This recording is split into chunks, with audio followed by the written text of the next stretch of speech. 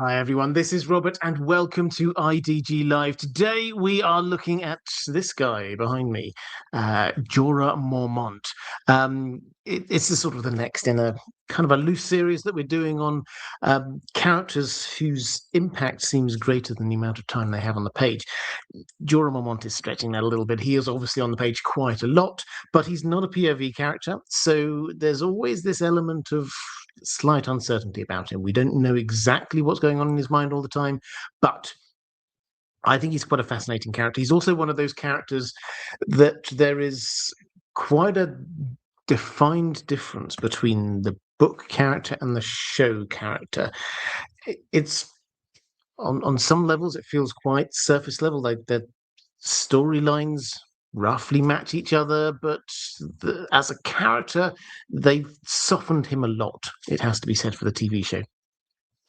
As always, what I'm going to do is I will frame this around questions I've got from my patrons. I will try and pick up as much as I can from the chat as we're going through. But let's start with a little bit of background about him. He was born somewhere around the year 254 AC, which means that by the time we get to A Song of Ice and Fire, then he's mid-40s, something around that sort of age, which obviously in the world of Ice and Fire is it's not old, but he's definitely well into his middle age, let's put it that way.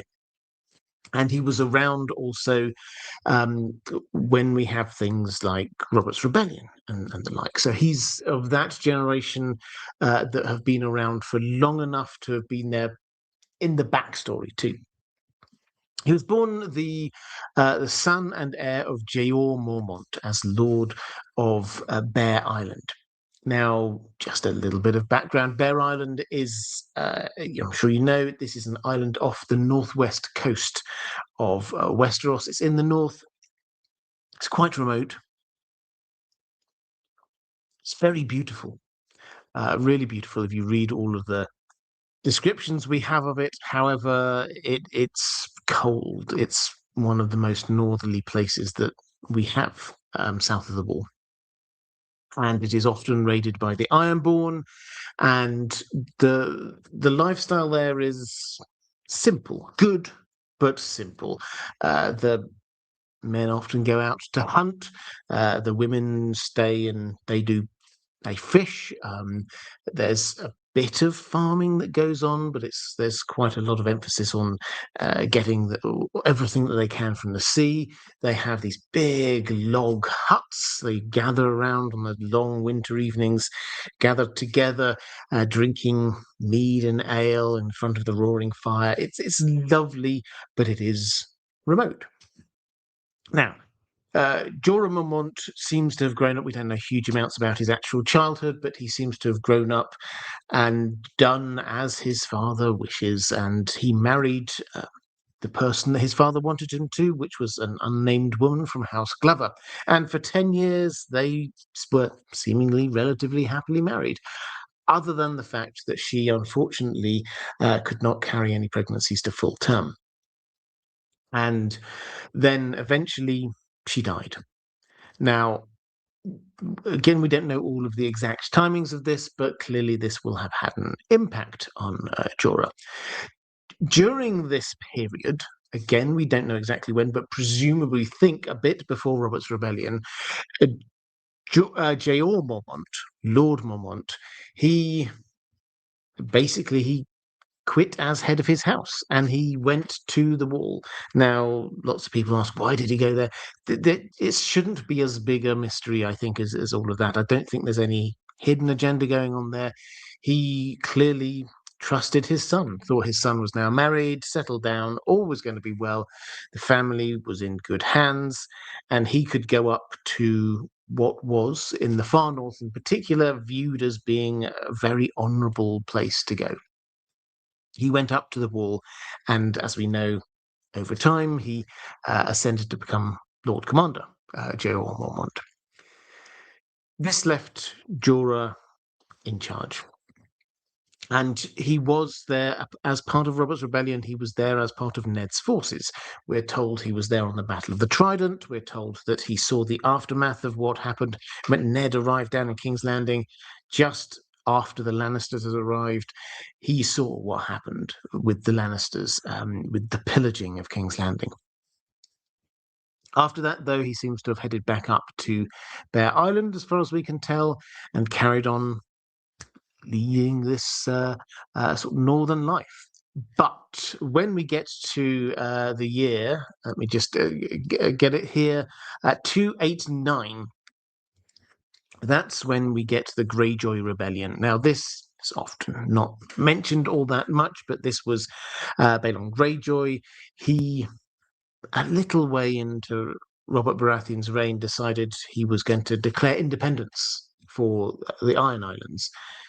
Robert Baratheon got the old band back together and they headed off to the Iron Islands and they just put it down. He gathered Ned, he got a whole load of Northerners, the Baratheons were involved, the Lannisters were involved, and the Greyjoy Rebellion was ended relatively swiftly.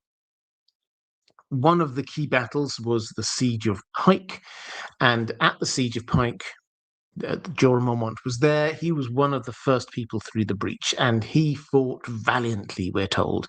He will have been in his prime then as a fighter, and he fought valiantly. And after the battle, he was knighted by King Robert himself. And so he becomes Sir Jorah, which is quite a rarity, actually, for Northerners.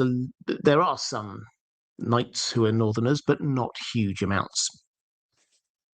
And after this battle, probably still a little bit giddy about all the success and the glory that he's getting, everyone heads over to Lannisport. They have this big celebration. There's a feast and a tourney. And at this tourney, Jorah Mormont wins. It's, as far as we know, this is his only victory in a tourney. This is peak him. And when I say he wins, apparently he defeated all challengers, and then on his last battle or fight, tilting against Jaime Lannister, the two of them broke, I think it was 10 lances against each other, and no one was winning. And Robert Baratheon just sort of called a halt to it all and said, "Well, okay, let's just say Ser Jorah's the winner." We don't know what Jaime thought about that, but Jorah was declared the victor.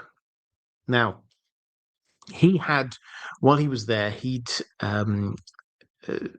spotted the young daughter of Lord Hightower. And this is Lyness Hightower, the youngest Hightower daughter. And he'd grown a bit smitten with her. And he'd asked if he could wear her favour during the tourney. And she said yes. And he won. And then at the end of it, he got to decide, a bit like the tourney at Harrenhal, he got to decide who is the Queen of Love and Beauty. And he declared that she was the Queen of Love and Beauty. And that later that very day, he went to Lord Hightower and he said, "I want to marry your daughter." And Lord Hightower said, "Yeah, okay." Which I can't remember if I've got a question on this later, but just at a high level here, because people sometimes think, well, Hightowers, they're big and impressive. Why are they giving one of their daughters in marriage here? There are a lot of reasons going on here. Firstly, everyone was happy and in a good mood. Secondly, it seems that she liked him as well. This wasn't just him crushing on her. She did kind of like him. Yes, she was younger, but he was in his prime. It's not like he was like an old man at that point. So the age gap was probably noticeable, but not creepy weird, like we'll get on to Dany in a moment. So she wanted this. He was the hero of the hour, and she was the youngest daughter. So as the youngest daughter of the Hightowers, who aren't one of the, they're not, yes, they're big and influential and important house, but they're not lords paramount of the Reach. So they're sort of the next level down, and that's the youngest daughter. And Jorah was the lord of a significant house in the north. Yeah, he was batting above his average, so to speak, but it's not a weird match. It's just that there were plenty more weird matches that had happened. So anyway, they married. And he takes her back up to Bear Island, and she realizes that, yeah, it's beautiful, but this is kind of isolated. She'd grown up in Old Town. She'd grown up in the Reach. There was entertainment all the time. It was sunny. It was nice. There were tourneys. There was music when you wanted. There was entertainment. And here she came, and yeah, it was pretty to look at. She didn't seem to really get on with it. Jorah's response seems to be to try and win her favor, make her happy by buying her stuff. He bought her gifts. He hired at great expense a cook. Came all the way, a great chef, all the way from down in Old Town. He brought up so that she could have the kind of food that she was used to. He hired a harpist for her from Lannisport that could play whenever she wanted to. She didn't particularly like, it would appear she didn't particularly like Bear Island, so he built this pleasure barge or pleasure boat, and then they would sail it up and down the west coast and even further afield, west coast of Westeros, and even heading out over to Essos. They would visit the free cities and places like that. He was constantly trying to make her happy, win her favor, whatever you want to sort of describe it as. This is not a healthy dynamic. And he was starting to run out of money. The Mormonts, they're not a rich family, it has to be said. Yes, they're not poor, but they're not a rich family. And he was spending and spending and spending. And eventually he started to get into some money problems. He borrowed some money off some people. That obviously led to even more problems. And eventually he seems to sort of fallen into doing things he probably otherwise wouldn't have done. Primarily, there were some poachers on Bear Island who he probably should have sent to the wall or something like that, but he seems to have got an offer for them from some slavers, and they said, well, we'll take them, and here's some gold. And he did that. But word reached Ned Stark, and you know what Ned's like. Honourable Ned. He says, okay, I'm not having this. We're not having slavery in the north.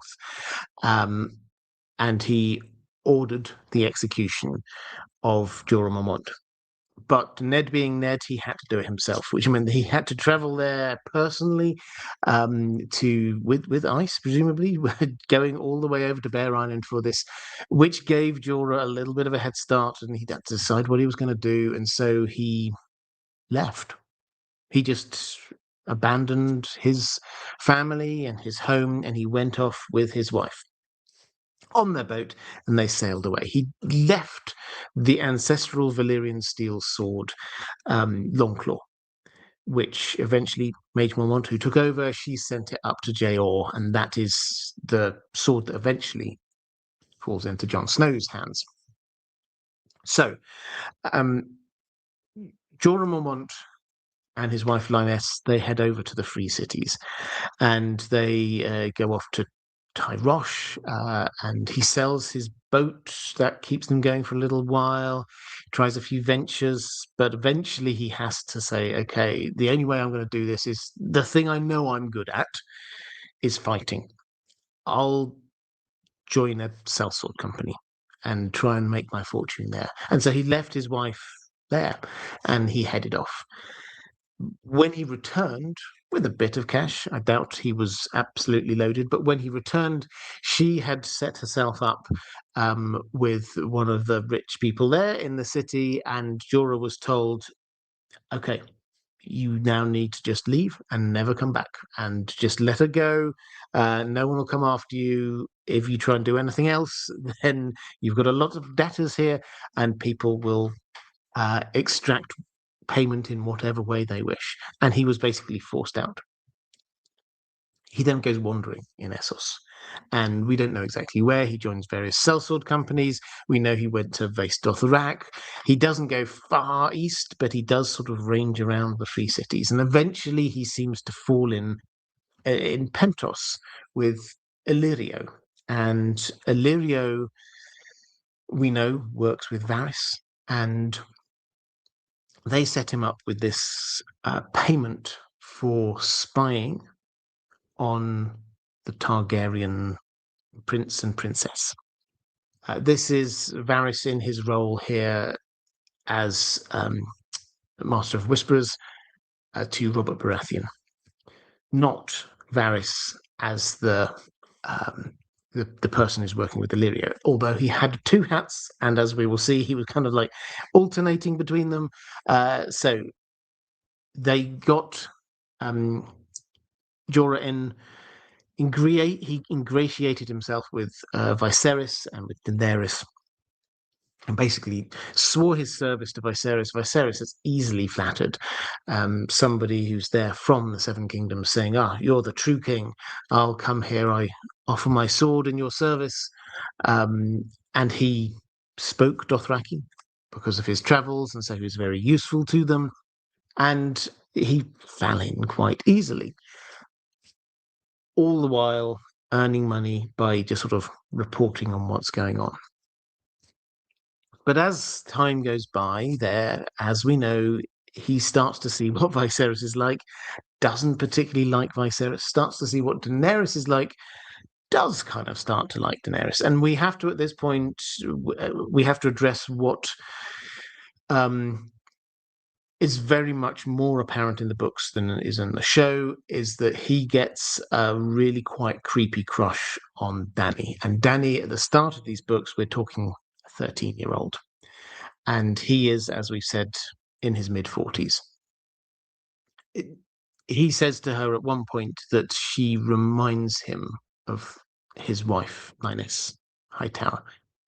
So that's something in his psychology that's going on there. But all the while, he is being paid to be reporting back, and Julie reports back she's got married. Julie reports back she's now pregnant. And then he's there when they get to Vace Dothrak. And at Vace Dothrak, that is at the heart of the Dothraki Sea. That is where the wine merchant tries to kill Dany. Jorah had snuck off a little bit before that, picked up a message from Illyrio, which just sort of says, just so you know, the word has gone out. Anyone who manages to kill Daenerys, who's pregnant, will get a lordship from Robert Baratheon. So Jorah comes back, and he's clearly turned. He's not told one way or the other what to do, but he decides he's going to protect her. So that he saves her life from the wine seller who was trying to murder her. He also is there when Viserys gets drunk and demands that Khal Drogo heads back to Westeros to give him the crown that he earns, he feels he deserves, and that's where he gets his own golden crown. So at this point, we get Jorah and Dany, and the two of them, Dany is starting to lean increasingly on to Jorah because he knows Westeros. She's never been to Westeros, do not forget. She's just grown up with these kind of tales, mostly tales from Viserys, who she's learned not to always 100% trust. So he's giving her all of this information, all of these stories, and although she learns Dothraki herself, he understands the Dothraki lifestyle and culture, and so he helps her there. After she loses, or actually during the period where Khal Drogo he gets sick and they stop, and Daenerys fears losing her child, Jorah is the person who carries her into the tent where Mirri Maz Duur is performing her blood magic. There's no hint here that Jorah really understood what was going on there. He just thought Mirri Maz Duur might be able to help. She might be able to save Danny, Danny's unborn child. So he plays an important role there, but we know how that all plays out. And when everybody's left, and Khal Drogo is dead, the Khalasar has split up, Danny is there, Jorah is the person who's protecting her. And she says to him, well, this plan is coming up in her mind of building the funeral pyre and hatching the dragon eggs. And yes, she was intentionally trying to do that. He's the only person who bends the knee to her and swears fealty. Nobody else around. They're all kind of like hanging around waiting to see, because she's supposed to now go off to Vace Dothrak, join the Dosh Coleen. And some of them are just sort of a bit too old or too young to head off. He's the one who bends the knee, and he is rewarded by her saying, "You are the first member of my Queen's Guard, because I'm Queen. Remember, Viserys is gone, so I'm the last Targaryen." Now he is there when she emerges. And he is there with her, with this small Khalasar that they have, guiding her east away from the Dothraki. Now, why east? To get away. The Dothraki will want to take her to Vace Dothrak. He is constantly kind of pushing her to be heading away. First of all, he thought they had 3 dragon eggs that they might be able to sell. Then he's thinking, oh, well, we've got some dragons now, they need to be protected and they need to be able to grow. So he's kind of pushing her all the way. But eventually they get to Karth. He does not trust the people of Karth, quite rightly. And he also does not trust this new guy who appears, who actually saves her from an assassination attempt, Arston Whitebeard, who's clearly a Westerosi. Now, Arston is very open and honest. We're talking about him last week, of course, and he says, he recognizes Ser Jorah. And Ser Jorah's there going, I vaguely recognize something about the eyes, the way he carries them. But he didn't know Ser Barristan. He knew the legend. He will have known him by sight, but Ser Barristan looked different. Obviously, he was older. He'd grown this big beard. He was not dressed as a knight, a member of Kingsguard. He was dressed more like a squire. So, he looked very different. And Ser Jorah's there going, I'm sure there's something about him, but he couldn't quite put his finger on it. Anyway, they then head off on the boats that they've got, which Ser Barristan, Arston he'd brought them from Illyrio with the intention of taking Danny back to Pontos. But it's Jorah who is pushing her to say, people are going to want these dragons. We saw that already in Karth. We need to, when we get to Pentos, we need to be there with our own little army. So he's the one who encourages her to be going to Astapor. He talks up the Unsullied, says how great they are.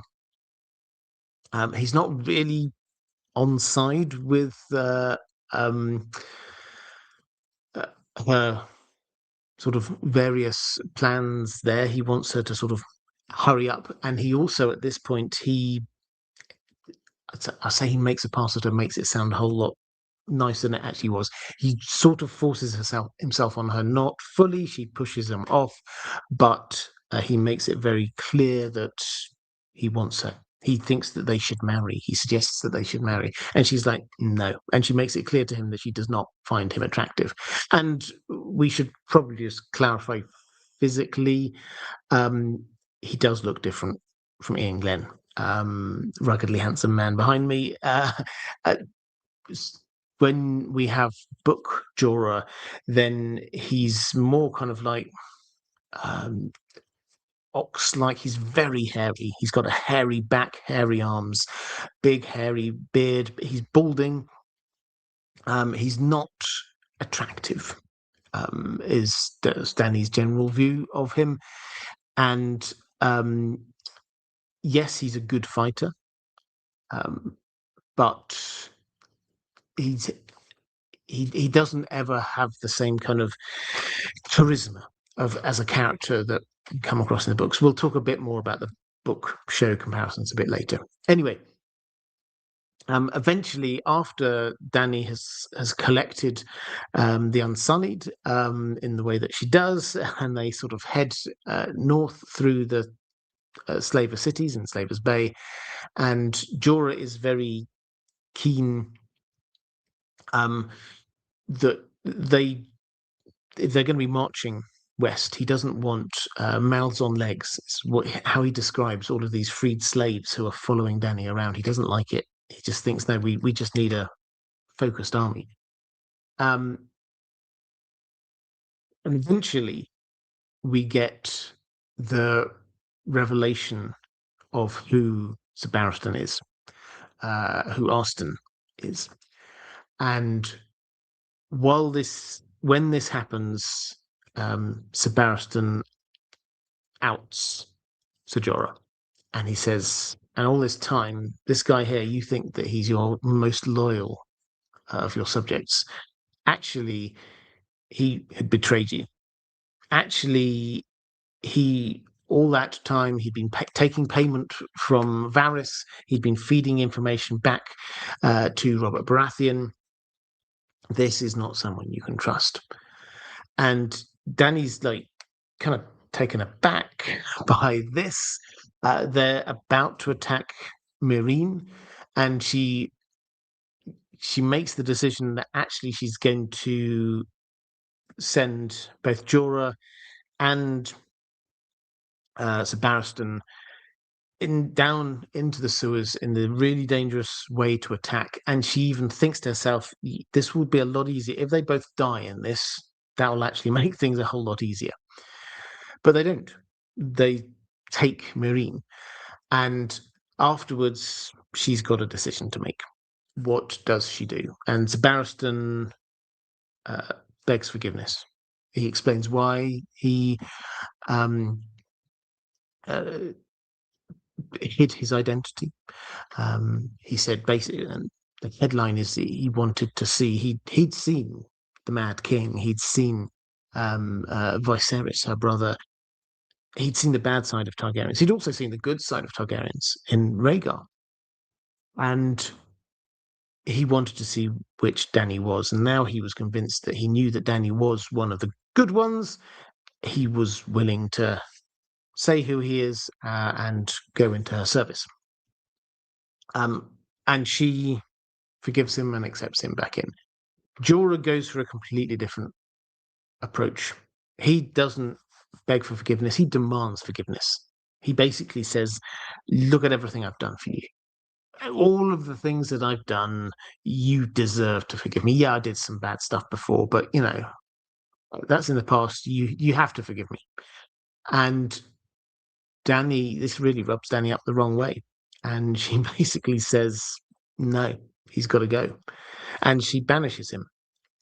And you can tell that she's in two minds. Even as she's doing it, she's in two minds. But she banishes him. And so the next we see him is when he reappears and happens to have crossed paths with Tyrion, captures Tyrion. This is seemingly what's going on in his mind, is that he is going to get Tyrion, the son of the man who killed some of, or ordered the deaths of a lot of her family. And he would bring Tyrion as this offering, and in his mind, Danny would then forgive him. It's a cunning plan. It clearly doesn't work out like that. Jorah captures Tyrion, and they do go traveling. On the TV show, it's quite a pleasant little journey with a few minor hiccups here or there. In the books, everything that could go wrong goes wrong. They eventually get captured by slavers, and they are enslaved. And so Jorah fights against it. Tyrion plays clever. So Jorah fights against it, and he gets branded on the face with like a demon sort of brand on there, which is to show an unruly slave. This is on top of other injuries that he's got. Is part of his ear being cut off. He's not looking very good. They eventually get themselves all the way over to just outside Meereen, which is where they were going. At which point he hears the news that Dany had married Hainzl, and he becomes a broken man. Clearly, all the fight seems to go out from him. Clearly, this wasn't just a matter of him wanting to get back into her good books. He clearly was still in love, infatuated, whatever framing you want to use there. But by the very end of the story, in fact, we even get a couple of Tyrion pre-release chapters from the Winds of Winter. They have joined Second Son Sellsword Company, and they're outside Meereen, and they've managed to persuade them to switch sides. So what we're expecting is that Sir Barristan is going to win. The Meereenese are going to win this battle for Meereen. And that means that Jorah is going to be on the winning side. The question is, what happens then? How does Sir Barristan react to Jorah coming back? How does Barristan react to Tyrion being there? So probably because he's not wishing to bind the hands of Dany, who's not there, he's convinced Dany will be returning. Probably what we're going to see is some sort of house arrest, or even worse, for Jorah going into the starting bit of the next book. So that's where we're at. His is a darker story in the books than it is in the show. He's not got grayscale. That's one other thing we should probably point out. On the TV show, he gets grayscale, and Dany sends him off to go and find a cure. That is kind of conflating his role with that of John Connington, because they did not have John Connington on the TV show. But well, I've got questions about this later, but the characters come across as very different, and a lot of that, I think, is to do with the casting of Ian Glenn, who I think is a fantastic actor, but put a different spin on it to the version that we have in the books. Okay, let's go. A couple of questions in the chat. First of all, Ariel Winchester, thank you very much. Saying you put your question in Patreon. Just wanted to send some extra love for my favorite YouTube content creator. Thank you for all you did. Well, thank you. I hugely appreciate it. Yes, I did get that. He says, just quickly flicking through to make sure that I've got it. Yes, John Connington. That was it. You were the person who was asking about that. And Bradley, thank you very much, saying happy Thursday. We've had a few too many pink gins, but my partner and I think that if only Jorah was honest with Dany from the start, she'd embrace him for what he is, a loyal and devoted knight in shining armor, right? Well, you may have had some pink gins. And why not? If he'd said what he was from the start, the spying thing was always going to be there. If he'd said right from the very beginning, like on day 2, hey, just so you know, I was being paid by those guys to spy on you, but I'm not going to do that, maybe. But I don't think that was ever going to be the case. Was he ever going to be a knight in shining armor? No. On the TV show, yes, definitely. A loyal and devoted knight in shining armor. Uh, that's not how he comes across in the book. Now, devoted, yeah, I think we can go with that. Loyal, I mean, I suppose it depends on what you count as loyal. I mean, there's a rather seedy moment when Tyrion and he are in this house of ill repute. Tyrion, uh, when Tyrion's getting captured, Tyrion spots Jorah with a woman, and they showed this on the TV show actually as well. A woman who had silvery blonde hair, which perhaps tells you where his thinking was about Dany.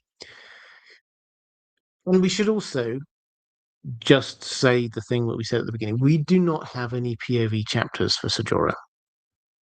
So everything that we know about him is based on observations of him rather than his own thinking.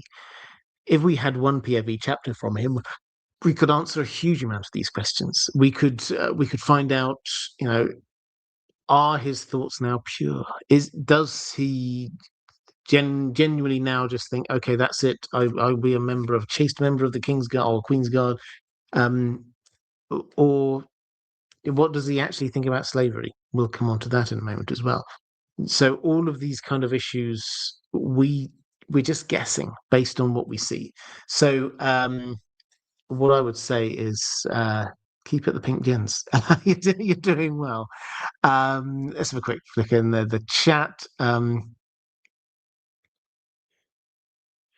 Brian Velko saying, do we know how Ser Jorah's first wife is related to the Glovers? We know, was she a member of House Glover? Yeah, she was a member of House Glover. Now, I think we can be pretty certain. We don't know exactly who, but I think we can be pretty certain this is an oldest daughter of a Lord Glover or something along those lines. So if this is an arranged marriage, which it seems to be an arranged marriage by Jeor Mormont, then it would have to be something that was kind of pitching at the right level.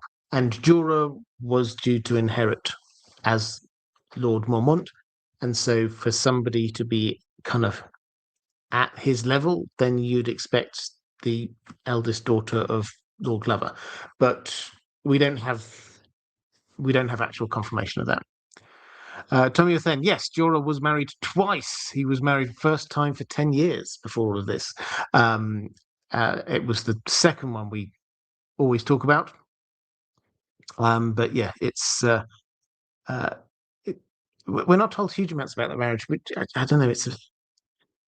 It surely wasn't too unhappy. Then, but also at the same time, when Jorah is talking to Dany about Dany sort of says to him about all of my ghosts. Jorah's like saying, "Oh, we're all always surrounded by the ghosts of the past," and Dany says, "You know all about my ghosts. What about yours?"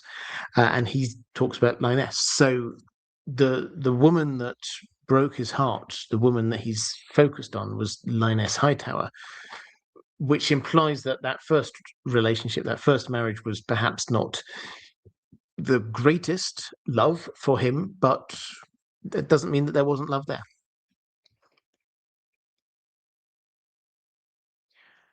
Okay, let's go to a question from Diego Godoy saying, Hola, Robert. Hola. Do you think there's real internal remorse in Ser Jorah regarding his actions in the North? Thank you. Now, I'm sort of interpreting this as the slavery thing.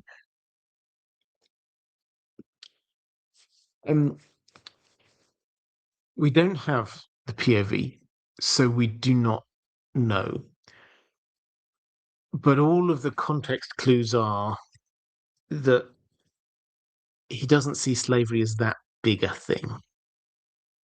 when he's talking about his past, um, he he clearly doesn't like he doesn't like really despises Ned Stark, and he sort of says, why make such a big deal of it about, and um his quote was, I think it was lice, was it lice-ridden poachers. It was just a couple of lice-ridden poachers. So clearly he's not thinking, oh no, I really screwed up here. If he's just sort of basically saying, why do you make such a big fuss of it? It was just, they weren't important. And then when you look at his actions, or lack of actions, we should probably say this is one of uh, the dog that didn't bark in the nighttime kind of things. When you watch him there in Illyrio's manse with the Dothraki, and then moving into Slaver's Bay and Karth, he's he's never bothered by the slavery. It has to be said. It's not a thing that really kind of like concerns him all that much. When Danny is there really early on with the Lazarine and the Dothraki go through and pillaging through this village where Miri Mazdur was, and Danny's going through and saving these women from horrors and from slavery. And Jorah's there going, well, okay, but you can't save them all. Um, it's almost as if he's trying to sort of say, it's, there's no point really. And just that this is just how this is over here. And when you get to all the way around back to Astapor, Slaver's Bay, this is his thought that they need to have this army, and his first thought is we should have the Unsullied, and he starts singing the phrases of the Unsullied. And Danny clearly is a little bit uncertain, but they're slaves. I don't really want to have a slave army. um and Jorah starts kind of defending it in a way. He's saying, yeah, but I was there in Robert's Rebellion, remember. The Lannister soldiers, they were all free men. They go into King's Landing. They did horrors in King's Landing. Um, these slave soldiers, they'll do what they're told. You're going to save. He's trying to justify this, morally justify this. You'll save lives by having slave soldiers. None of this gives the impression of somebody who thinks that they did something wrong way back in the day. This is somebody who's justifying to himself what he did. We have one possible ray of light here, or hope for Jorah, which is in this: he becomes enslaved, and he's chained, and he's beaten, and he's branded, and it's possible, we do not know, but it's possible that we will find, coming out of the other side of this, a Jorah who perhaps emotes a bit more with victims of slavery. We don't know. We can't know. But that's possible. In answer to the main thrust of your question, no, he doesn't seem to have come on with any particular remorse. He kind of, even with what happened with like leaving Bear Island, with the spending all of that money, it's this complex mix. When he goes back over, it's this complex mix of like, he kind of blames himself a bit, but also he kind of blames his wife. Every time he earned a gold, she spent 10, kind of thing. It's like it's him kind of like shifting a bit of blame. So he doesn't seem to be a particularly remorseful person.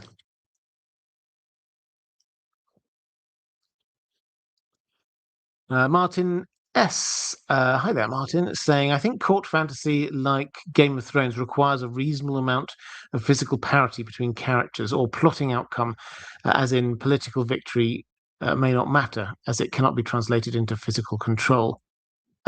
reasonable amount of physical parity between characters. Yeah, I mean, I think that there's, if I'm understanding you correctly on that, the what George R. R. Martin often does, though, is he takes and he does this as a trope quite a lot. Is he tries to show the big, physically strong characters having their weaknesses against the lighter, faster characters. That doesn't mean that the lighter, faster characters always win. The classic example here is the Mountain against Oberyn Martell. The Mountain did lose and would have died, and Oberyn Martell would have survived, and the story would be very, very different if Oberyn Martell wasn't trying to prove a point and got too confident and too close and trying to make the Mountain say things. But yeah, so George R. R. Martin actually, I think he plays up the difference in its kind of physical characters. Martin S. Oh, this is carrying on. So, for example, imagine a hypothetical when Eddard lost the political fight against Cersei and was jailed. If he in secret had compatibility Tulkas, all else equal, he'd win despite losing politically. Yes, theoretically. I mean, I see where you're coming from here. If you're if Ned was an incredibly powerful fighter, then it would have swayed things hugely. You can't have a huge disparity. Yeah, I would agree with that absolutely.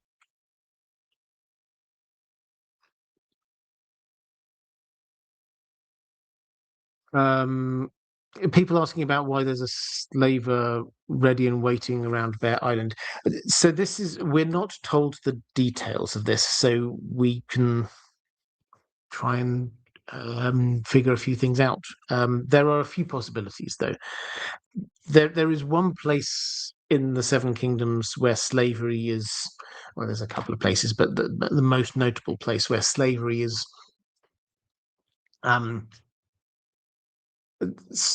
if not allowed, then kind of tolerated and in some quarters encouraged, which is the Iron Islands. Now, they don't call it slavery. They have a whole series of different names. Thralls is a name that they often use, but they might theoretically be dealing with slavers there. So, given the fact that the Iron Islands are not too far away from Bear Island, it's entirely possible that, yeah, slaver ship could have been somewhere around there. But the other way that this could be is that we're not actually told the exact kind of timings of this, how this works. Jorah seems to where Jorah was at any given moment in time. He had this boat built, a pleasure boat that he and his wife could sail off to various places. They went over to the Free Cities. They went down sort of Lannisport, Old Town, places like that. He may well have run into slavers. He would have run into slavers in the Free Cities, and so he may well have had contacts there. What almost certainly doesn't seem to be the case is this kind of there just happened to be a slave ship off the coast just going, anyone got any slaves? So Jorah had a thing he needed money, and perhaps, I don't know, he was somewhere in the Free Cities in Tyrosh, and these people said, you know, if you let us have a few slaves, then we'll give you a certain amount of money. And he thinks that I'm always getting. I'm the lord of this place. I'm always getting these people who I'm having to send off up to the wall. What if I don't send them to the wall? What if I actually send them off into slavery? Just put them on a different boat.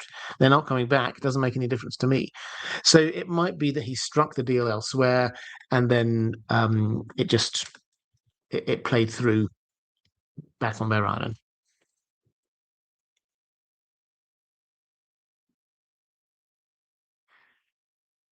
Okay, let's go to Skagzilla saying, "Hi, Robert. Do you have any predictions for Jorah? How close do you think his story will be to the show? I can see him storming off into the Dothraki Sea looking for Dany and in the end dying to protect her. But if he lives longer, how will his honor clash with a more fire and blood style queen?" So yeah, this is one of the possibilities we have is what happened on the show is that he goes off into the Dothraki Sea, finds Dany and tries to do this rescue mission. Turns out she doesn't need him. Now, um, is this is that going to happen? You can certainly imagine if the battle is finished outside Marine and everyone's just sort of hanging around, and someone says, and he says, "Well, where's Dany?" And they say, "Well, she was last seen heading into the Dothraki Sea," and yeah, I could imagine he's trying to get to Dany. He's not just trying to get to Marine. So I could imagine that he could head off that way. But I don't personally think that he will be at liberty to do so. I personally think that Sir Barristan will um uh, he'll have to come to some kind of agreement because the second sons are now, they're on his side. But he would probably say to them, look, a couple of these people um Danny might want to do something about him when they arrive. So when she arrives. So yeah, I can't see that bit happening. I could see him getting back into Daenerys's good graces when she returns. She does have this in her last chapter in Dance with Dragons.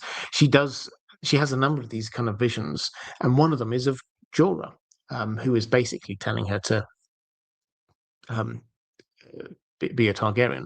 That's the whole. A lot of these visions that she has there are that, and she does think to herself, "Yeah, well, he was very loyal, and he did offer good advice. Whether we agree that he did or not is another matter." So she does seem to kind of miss him a little bit, but she's completely on her own in the middle of the Dothraki Sea. She probably misses anyone. So it's entirely possible that she will have had a rethink by that point. Um, and if he's then by her side as she goes to conquer Westeros, then that may well be where he is and stays. Um, and it's possible that he will then be this kind of incredibly um, loyal member of her Queen's Guard who was just there and will be by her side all the way through. Now, on the TV show, obviously, he died this kind of heroic death trying to save her and things like that. It's entirely possible that will happen. Um, but yeah, I've got another thought. We've got another question on it a little bit later. Relaxed like a cat, saying, "Hi, Robert. Our week of summer is over in the UK. Yes, we had about a week of very, very hot and nice weather, and it's now not hot and it's not nice. At least we're no longer melting in the sun." Agreed. I was just wondering about your thoughts on comparing the TV and book versions of Jorah. With Dany, I think the TV version helps her book chapters by encouraging the reader to read them. Otherwise, those chapters are often annoyingly disconnected from everything else on a first read. Do you think the TV version of Jorah has negatively affected general interpretations of the character in the books? Um, I don't negatively affected general interpretations. I think, and I've got a couple of questions about book versus show Jorah, so I'll sort of wrap them up here and sort of try and come up from a couple of different angles later as well.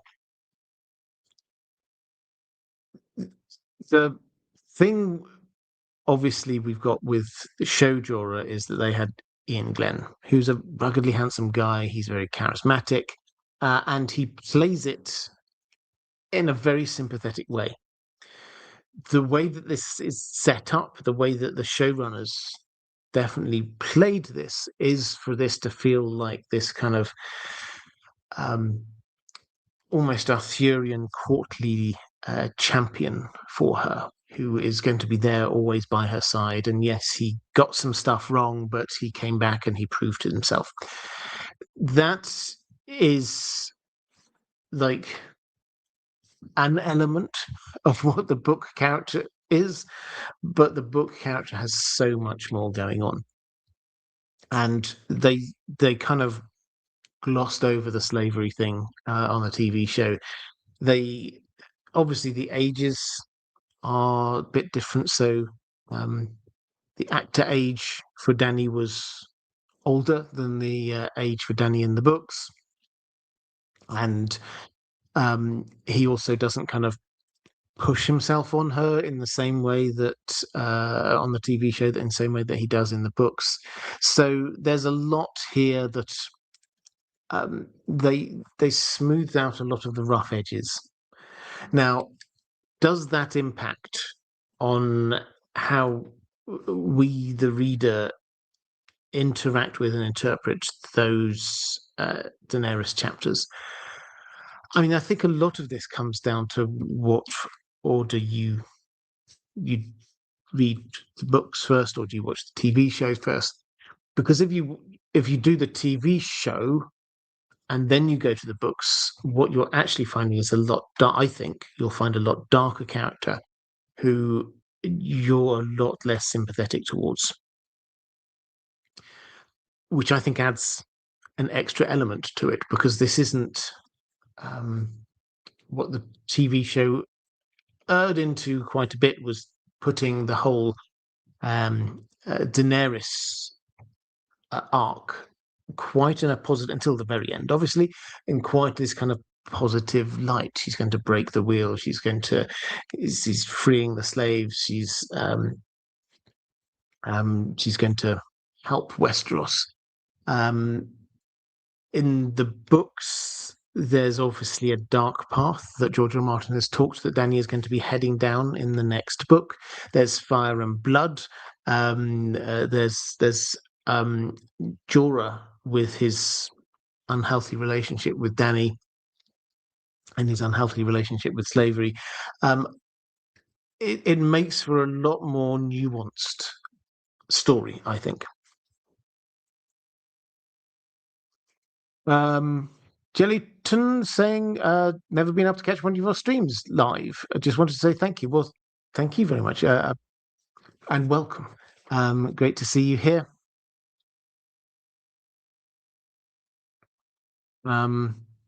Let's go to a question from Nathan saying, "Hi, Robert. Hope you're well. A new member asking my first question. I hope it's worthy. Of course it's worthy. All questions are worthy. You have previously mentioned about Dany providing Jorah with a sword, so I will lean into that loosely for my question. Do you think it's possible that Dawn, the Sword Dawn, currently resides with Howland Reed and maybe a Shara Dane, and that's how it will get north? If its location is mentioned specifically in the books, then it is through Ned's eyes, and he lied about a lot that happened back then. Perhaps this too." And to tie it back to Jorah, could Mira actually be the wielder of Dawn going forward? Dane Blood says, just proven herself worthy by getting Bran back. So say she picks up Dark Sister from Bloodraven's cave and Howland reveals the truth about Jon. Could his backers insist on him carrying that instead as a sign of legitimacy, freeing up Longclaw for Jorah? Okay, so there's a few elements here to pick up on. The first is this sword thing. Now, if you take yourself back to book one towards the end, Dany is preparing herself for Khal Drogo's funeral pyre. And Jorah is convinced that she's just going to walk into flames and that's going to be it. But he pledges himself to her. And she turns to him and she says, "Sir Jorah Mormont, first and greatest of my knights, I have no bride gift to give you, but I swear to you, one day you shall have from my hands a long sword like none the world has ever seen, dragon forged and made of Valyrian steel. And I would ask for your oath as well." So she promises him right at the very beginning that she is going to give him a Valyrian steel longsword. Now, I think we can probably sort of hand wave a little bit over the long sword and the technicalities of that, but a sword. She's going to give him a Valyrian steel sword. Now, it obviously makes good kind of narrative and emotional sense if at some point she gives him his own family Valyrian steel sword, as it is kind of like this is actually yours, and it has come back, and it is as king, I hereby I absolve you of your past crimes, and here you therefore can have this back.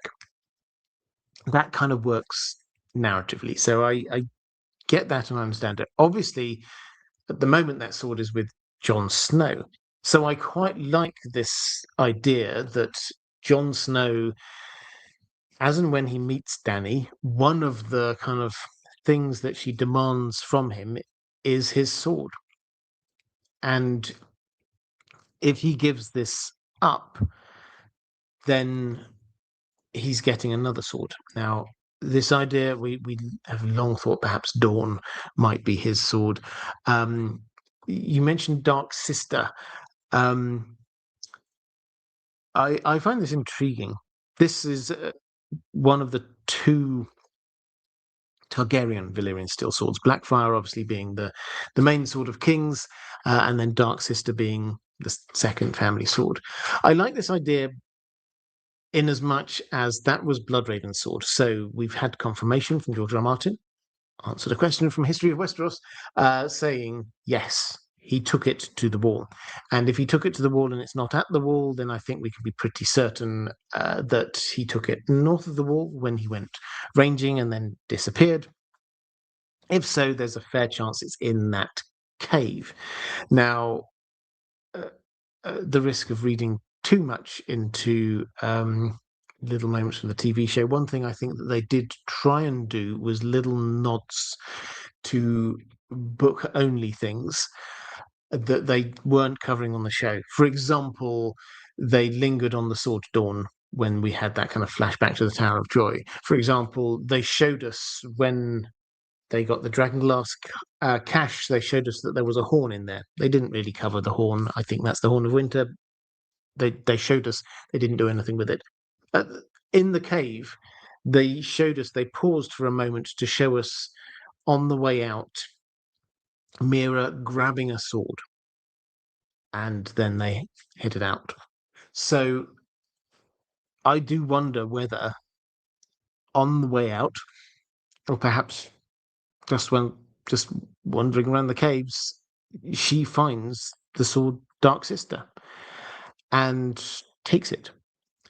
Now, if she does, it's entirely possible that then gets back down to, say, Winterfell or somewhere like that.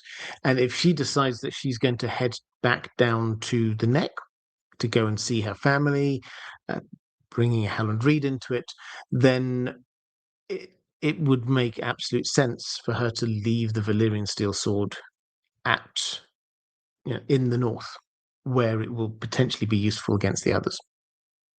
So I kind of understand the logic of that coming all the way through there. And then if people are wanting Jon to appear to be a Targaryen, giving him a Targaryen Valyrian steel sword makes sense. And the link across to Bloodraven also makes sense. So I buy all of these individual bits of logic. Whether they all tie together, I don't know. It's the short answer. I still think that Jon will end up with the sword Dawn. I think that's where what's going to be happening there. I think that there's a fair chance that, yes, Ser Jorah will end up with Longclaw once more. But you wondered, just as a sort of an aside, you wondered whether the Sword of Dawn might be in the Neck. I get where you're coming from, and I'm an absolute believer that Ashara Dane is hiding in the Neck, married to Howland Reed. But she would not have taken the sword with her, because the sword stays down with the family on Starfall. I think there's a reason why it's on an island that is protected from creatures who cannot cross running water. And it had been there for millennia. So why would she suddenly take it? As long as they knew where it was safe. Might it be given to Mira because she's got some Dane blood in her? I mean, this is one of those things where it's a member of House Dane has it. She's technically not a member of House Dane because she is a member of House Reed. So yes, she's got some Dane ancestry to her, but that doesn't mean that she's a member of House Dane. So I like a lot of these bits of logic. I'm not sure quite whether they all fit together.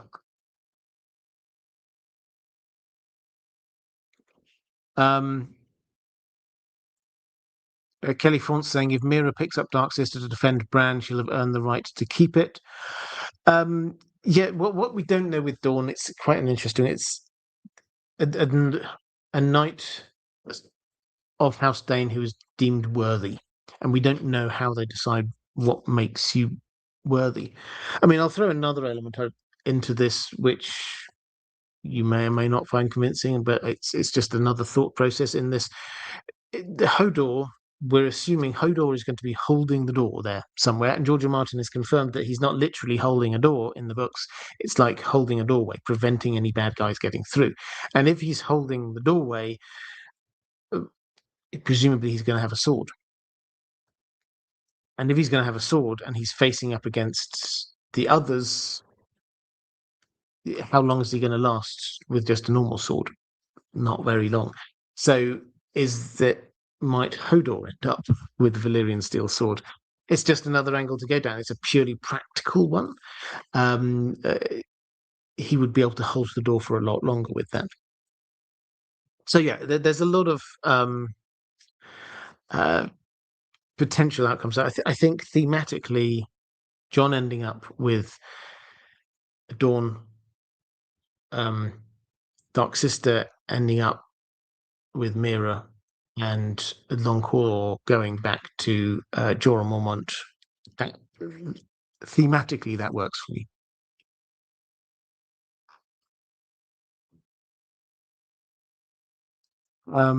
Let's go to a question from Oscar Muntendam saying, "Hi Robert, new patron here after a year plus of watching back the live streams on YouTube.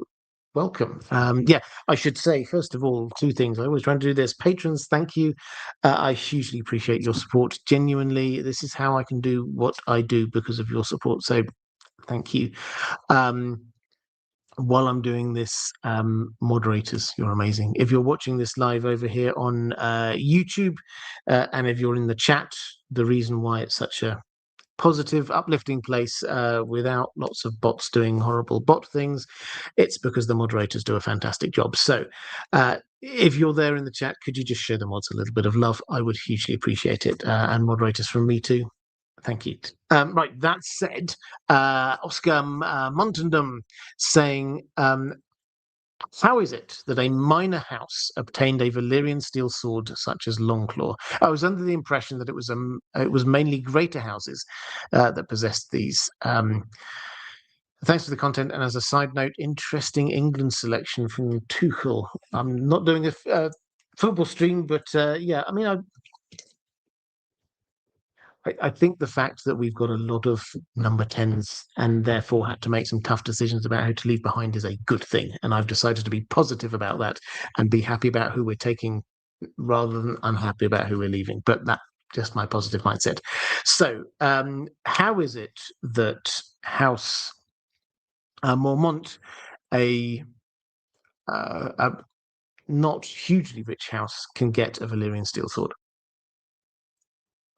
So the first thing I think to say is we do not know. George R. Martin has not told us. He's told us that they've had it for 500 years, which means that they've had it definitely since the Valyrians were still making them. Now, could they have bought it? Maybe. We don't know. Yes, you're right. They were very expensive. They were we often think that they're even more expensive than they are for a couple of reasons. Firstly, because now that there's no new ones in, now that um, we've got a maximum number of Valyrian steel swords in the world, limited circulation, the value of them has gone hugely high. So it's not as high. It wasn't as high as it is now. That's the first thing. The second thing is we hear of some stories of like House Lannister who they could have raised an army with the amount of money that they spent getting this one sword. So, but there's reasons for that for House Lannister. So the first point is that yes, this was very expensive, but not so riotously expensive that it's beyond the realms of possibility. Tyrion says that there's probably around 200 Valyrian steel weapons in Westeros. So maybe some of those will be wealthy merchant houses or the like, but the majority would be noble houses. And House Mormont is one of the biggest noble houses in the north. So maybe they were doing quite well. Maybe they decided this was the one thing they wanted to do, and they saved up for a few decades to buy it. I think it's not beyond the realms of possibility that they bought it, but I think it's more likely that they got it. By which I mean, Valyrian steel swords don't always stay with the same owner all of their lives. We often kind of act as if they do. But even in the main story that we got, then we've got Blackfire, which was Targaryen and then went over to House Blackfire. We've got Red Rain, which is one of the Ironborns got or took from a house. We're pretty sure in the Westerlands. Ice, Stark Valyrian steel sword was Stark. Then it goes over to be part House Lannister have them. We get lots of these Valyrian steel swords that actually change hands. Now, how might they have got it? It's perhaps an Ironborn raid, and they fought it off and they defeated them, and whoever the head of that Ironborn raid was had a Valyrian steel sword, and so the House Mormont took it. That makes absolute sense. So I don't think this is a mystery, is the main thing I'm trying to say. Nobody doubts the fact they've had it for 500 years. Nobody says, well, how come they've got that? That doesn't make sense. It's possible they did buy it, but I think it's most likely that they just claimed it in battle.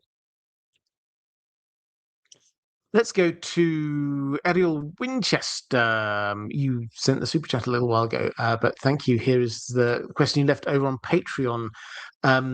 And I should just say, because I keep on it, this is one of the patron benefits. I'm going to be going over all of the patron benefits and other places that maybe we can get some similar things going on. If you're watching this on Facebook, hi, great to see you. I know you're there, and a few other places this goes out to. But this is a benefit for patrons, is that you can ask. I send over on Patreon. I send what the topic's going to be, and I say if you get your questions to me before I go live, a bit before I go live, then I will prioritize them. So that's the Patreon benefit. Quick plug. But Ariel is saying, in the show, they merged Jorah with John Connington's grayscale storyline, which led to Jorah going to Old Town and Sam curing him out of obligation to Lord Commander Mormont's actions. Do you think Sam and Jorah will still meet in the books? If so, how do you see that relationship developing? I enjoyed the bond they developed in Old Town, which helped with Sam's introduction to Dany. Without grayscale, do you think there will still be a bond between Jorah and Sam? Will Jorah still be Sam's link to meeting Dany? Okay, so Yes, you're absolutely right. They merged John Connington getting grayscale, and they gave that to Jorah Mormont. Now, I have to admit, I was a little bit underwhelmed with the grayscale plotline because he just went somewhere, and then Sam read a book that said, "Well, just scrape it off and clean it, and you're okay." It didn't seem to be that complicated or mysterious. One does wonder why they didn't try doing that to other people with grayscale. But he was cleaned and cured, and he formed this kind of bond friendship with Sam, and that is it's important because Sam was there for Jorah Mormont's dying words. The Night's Watch, basically, there were some rebels who took down Jorah Mormont and the other loyalists, and Jorah is lying there dying, and he says to Sam, basically says, "You've got to go. I can't go. You've got to go. You've got to tell them." And Sam's like, "Tell who? What?" And Jorah's, you can almost imagine him. He's going, "Seriously, what? You saw what I saw." But he says, "Tell them at the wall, everywhere, what we've seen, the others, etc. And my son, Jorah, my dying wish that he takes the black." So that's he gives his literally he names it as his dying wish.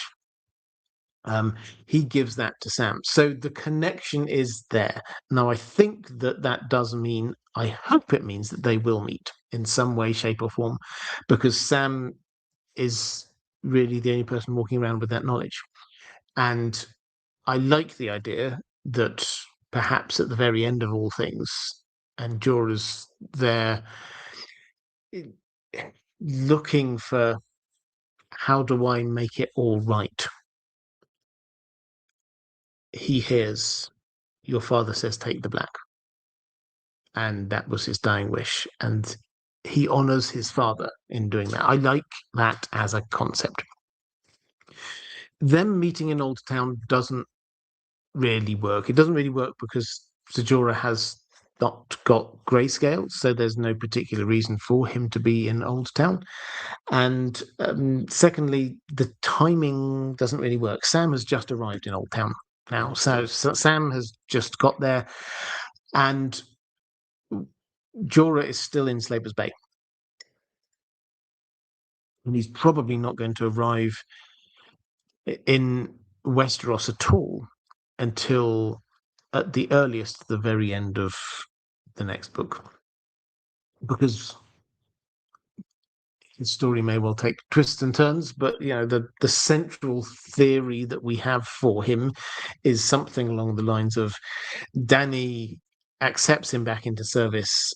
He joins her invasion fleet, and they get over, and then they land in, say, Dragonstone. And that, with lots of twists and turns, is enough for one book, and that's going to be the Winds of Winter. And suddenly they arrive there. During that time, we're also expecting Sam to have, he's just arrived at Old Town. He's got to learn what he can in a short period of time, because all the hints are Euron is going to be attacking Old Town at some point soon. Sam will have to escape and try and get back up to the wall with, hopefully, some information that he now has that might be able to help in the fight against the others. Let's go to Ginty M saying, "Hi, Robert. I hope you've been well." I have, actually. So Jorah is one of those characters I cannot quite bring myself to fully trust. Namely, his devotion to Dany is less courtly than it is uncomfortable. In a way, he can be seen as a mirror to Littlefinger. Both transfer their own obsessions with other women, Nernis and Catelyn onto adolescent girls who bear a strong resemblance to them, these being Dany and Sansa. They both take on a mentor protector figure in those girls' lives. Yet while it's clear that Sansa is unsafe with Littlefinger, it's less clear with Jorah. Will he return to Dany as a true and worthy friend, or will self-pity turn him into a bitter and dangerous foe? Now, I think this is a really interesting observation, that yes, there is an echo there of these two things. Jorah he says to Dany that she looks like Lioness. And he has clearly kind of transferred a lot of the feelings that he has for her onto Dany. Now with Littlefinger, he's done that with Cat onto Sansa. Can we trust Jorah? I mean, I think the answer is no. Certainly before he was not trustworthy, not just because he started out by spying on her, but also you can kind of read between, and Dany picks up on this, is that anyone that Jorah thinks that maybe Dany finds that guy attractive, he's like, no, he send him away. He's no good for you. He's always trying to push away all the other men that he thinks Dany might like. Dany thinks, oh, he gives good advice. He doesn't always give good advice. So he's a different character to Littlefinger, but the kind of the weirdness is still there. But it does leave this possibility that he may, having been through the rejection from her and the experiencing life as a slave himself, maybe he will have grown a little bit, and when he comes back into her service, assuming he does, he will be hyper aware of the things that he must not do this time. Because if he starts doing the things he did last time, then she might send him away and never accept him back. Because he will know if he gets accepted back this time, that's his one shot. That's his one time. He's not going to get this. He's not going to get a third chance.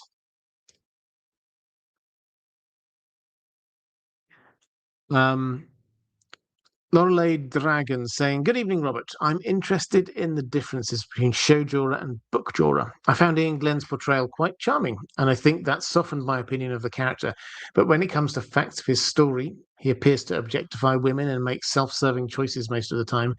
Without the actor's charm, Jorah's obsession with teenage Dany is uncomfortable to witness. What are your thoughts on the morality of Jorah as a character? And secondarily, how does an honourable man like the old bear raise a son like Jorah? They seem so wildly different. Well, I mean, on that second point, all the impressions that we have are that Jorah, we don't know, but he seems to have been quite dutiful as a son growing up. He certainly married the woman that his father wanted him to. He seems to have stayed at home. He seems to have grown responsibly enough that Jeor thought that he could step aside and hand over rule to his son early. So all the hints are that actually in that early part of his life, he grew up pretty well. Perhaps he was a bit heartbroken by the loss of his first wife. We don't know. We're not told any of that. But then he goes off and everything it almost feels like everything then becomes a blur. He has this kind of midlife crisis where he's a hero, everyone loves him, he achieves great stuff.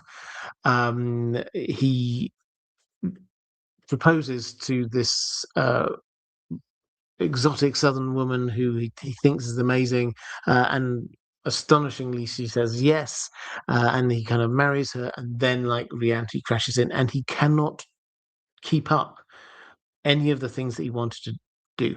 He couldn't be a good lord of Bear Island. He couldn't do what his father would have wanted him to do. He couldn't seemingly keep his wife happy.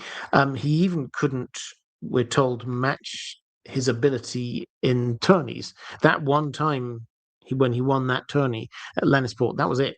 He entered other tourneys. He may well have done well in quite a few of them, but he never won again. So he's always just like a feeling that he's a bit of a failure. I suspect he can't do this. Um he's dug himself into a hole he can't really get out of. So I think that that the first part is he wasn't when he was growing up. All the impressions are he was actually quite a good guy. It's this kind of turning point, and then he's just like got in over his head and he can't escape. And then one thing builds on another, builds on another, builds on another. I think we can read a lot into him leaving his sword behind because he could have taken the Valyrian steel sword with him. He could have sold that. He needed money. He could have sold that and made all the money that they would ever need. And he didn't. He left that for his family. So there's something in there inside him that still um, has some kind of standard, something that he's aiming for, something that he thinks that maybe he should be like that. He has somewhere within him this sense of right and wrong. But I think he's just gone down this path where um, he feels he has to justify what his life decisions were. He says Ned Stark. It's an overreaction from Ned Stark. Those two poachers, they weren't that important anyway. Um, he kind of like he can justify to himself leaving because he left the sword there, and he's there's something within him. It's not like he's just gone down this terrible dark path and there's no redemption for him. I think he knows deep down inside a lot of the things that he's done that are wrong. It's just that he's never addressed them. It's just they're the sort of over there somewhere. We're asked one of the first questions actually was, did he ever feel remorse? I think he's not felt remorse, but I think he is capable of it, which I think is a very important distinction to make.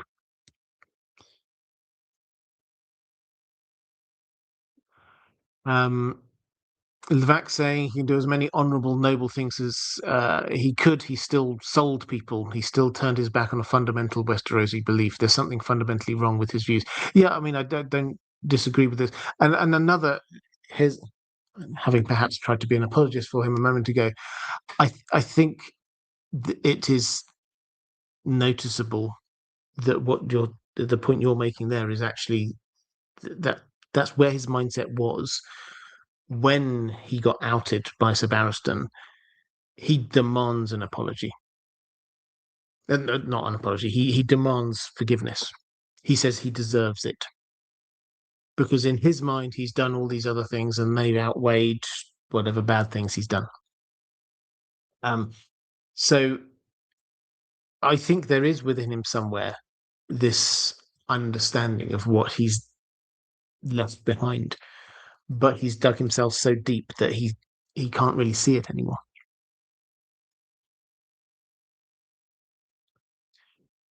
Um, Reflective rambling. Once you dig a hole, sometimes you end up burying yourself.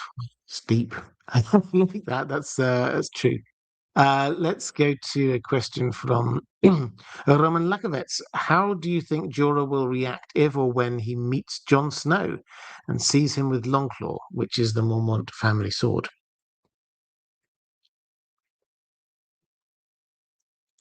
I mean, I think this is quite.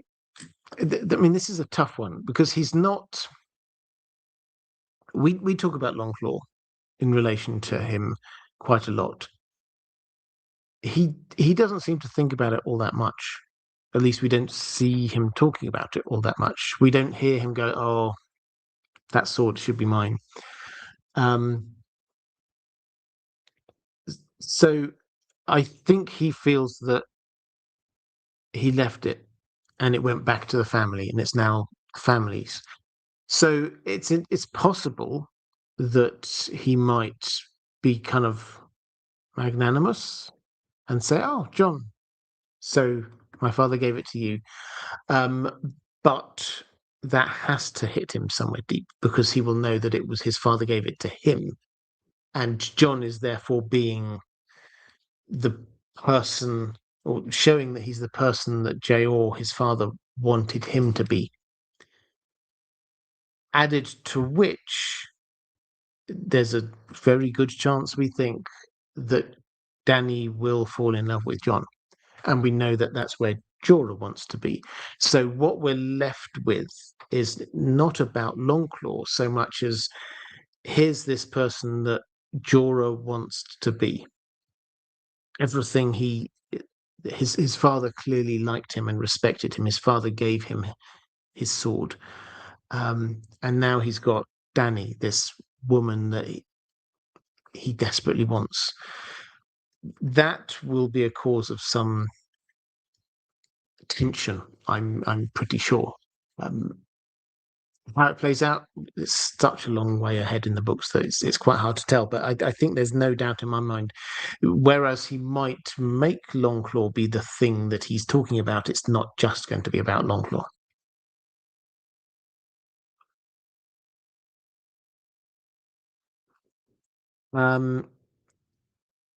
Andrew K saying, "I'm sure Book Jorah will not be so gracious in that moment." I think you're right.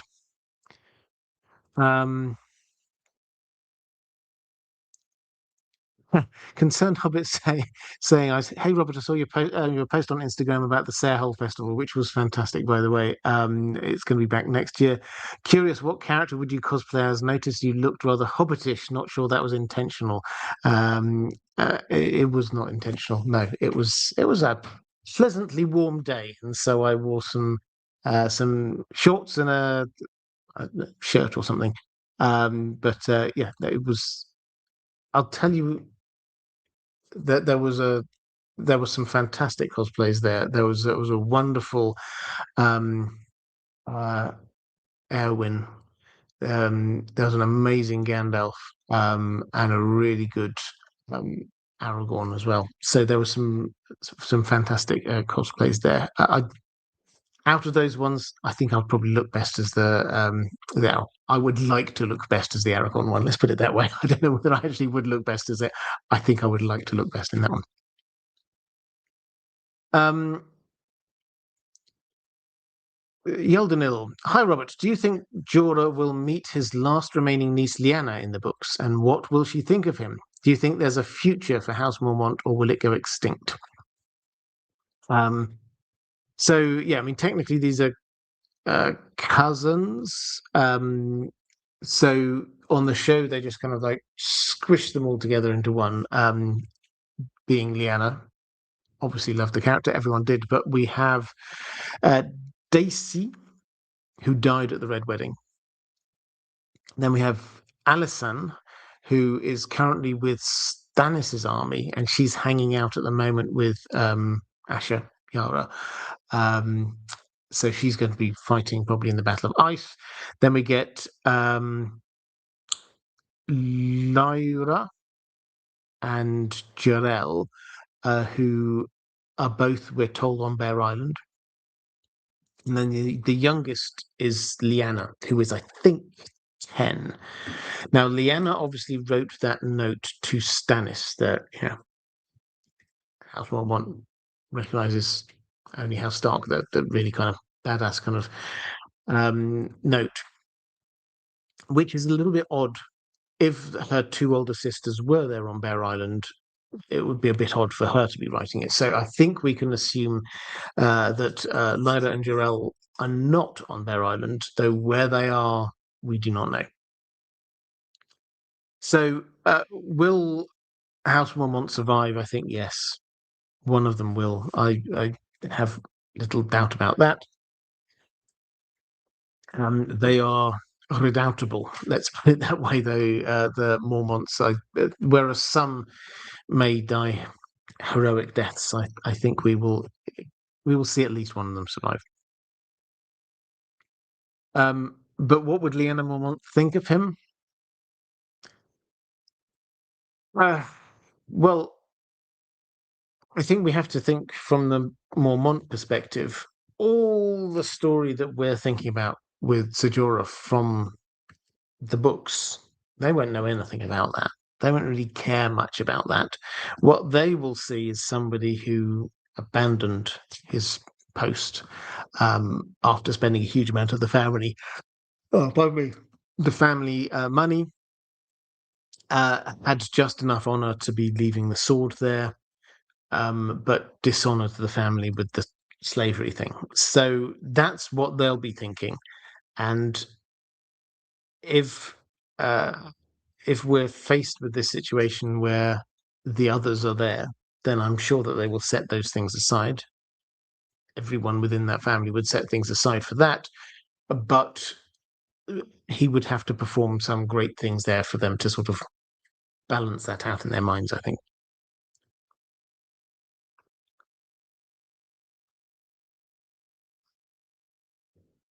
Um, Samuel Sabo, with I think that's just a super stick. Um, didn't didn't see a question attached to that. If there is one, drop it into the chat. Reflective Rambling, you're off. Great to see you. Thank you very much. Let's go to a question from Craig. Do we know if there's any narrative historical precedent for the recent Mormont women to not disclose who fathered their children? Have any earlier generations of Mormont mothers kept their baby daddies undercover? I know there's some jesting about skin changing into bears and that the fishing culture necessitates the women being warriors. Yeah, so the culture on Bear Island seems to be um, a lot more egalitarian between the sexes. Let's put it that way. The Nobody seems to bat an eyelid about the fact that there's now a woman in charge of the Mormonts. It's not a thing that anyone seems to comment on. So it's just, oh, okay, that's just where we're at. The culture, yes, you're entirely right, is we're told that the men might go out sort of like hunting, gone somewhere far afield. That leaves the women at home, but the women are not just there going, oh no, I hope we didn't get attacked. They were warriors themselves, and so if someone came in to raid, they would be ready to defend. So already we get the, and we see this in the Mormonts, they're strong fighters. So yes, there's already that kind of element going on there. Major Mormont is very much, yeah, jests about bears and the like. As far as we can tell, this is just their culture. There's no feeling. Nobody's sort of like saying, "Oh, how dare you have these children and not tell us who the father is." This doesn't seem to be an issue, and I think it's one of these things George R. Martin often does very well is just not have people comment on stuff, because why would they comment on stuff which is just known and understood and it's okay? So yeah, we've not got any great background history on this, but the context clues are, yeah, that's just what happens. Crick also asking, will George be tempted to make Lyanna Mormont into a character with something to do on a page in light of the TV character's popularity? Or should we chalk that up to the showrunners giving Bella Ramsey the parts of other Mormont female warriors in the light of Lyanna's surprising popularity? Well, I think the second point is probably very true.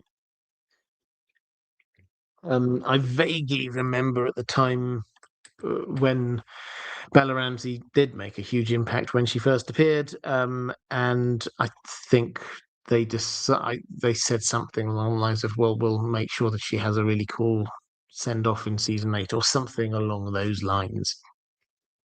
So that character they did boost up because of fan reaction, um, but they also didn't include any other moments. So yeah, they kind of squashed them all in together. I don't think we should be looking to the TV show for much by way of clues about what's going to be happening to House Mormont outside of possibly Jorah and Jayor.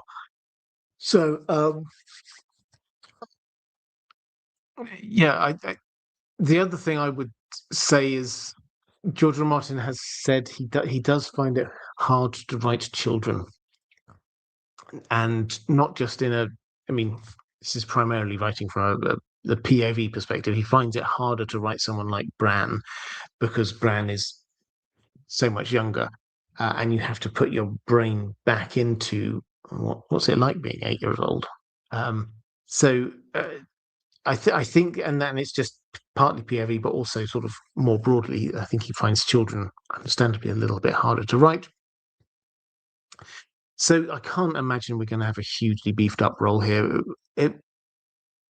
Maybe we will get Lyanna Mormont with some kind of a cameo when you get Stannis, who was reacting so amusingly to who wrote this, to actually see her.